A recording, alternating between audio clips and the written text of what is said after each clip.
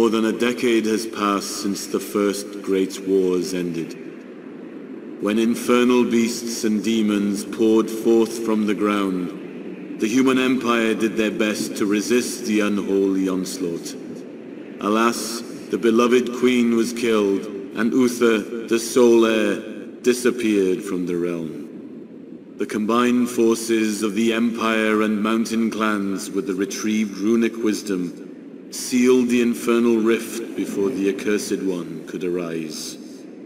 The menace posed by the undead hordes came to an end with the beheading of the dwarven High King Sturmir.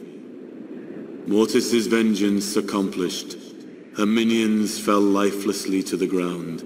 Their languid voices echoed with no answer. Bards feared to weave tales of the suffering brought by the first great wars. Stories of these terrible events traveled only on witches' winds.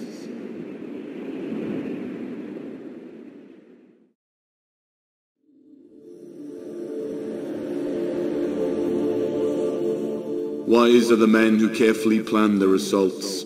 The legions of the damned needed no such wisdom. They do not know pain as humans do. A beast who has suffered millennia of pain pays no mind to the slash of a mere sword.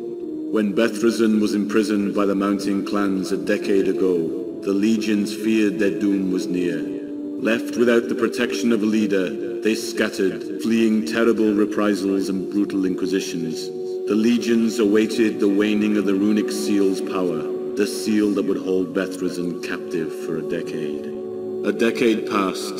The legions looked on as a dwarf crossed the land towards Bethresen's mountain dungeon. This was no ordinary dwarf. He was the High King's son, Gimner Cloudkeeper, sent to enact rites that would strengthen the runic bonds that imprisoned Bethresen. There were rumors that the mountain clans had discovered powers that this time would seal the gate for a century. If Gimner were to be killed before the ritual could be performed, the legions could liberate their god.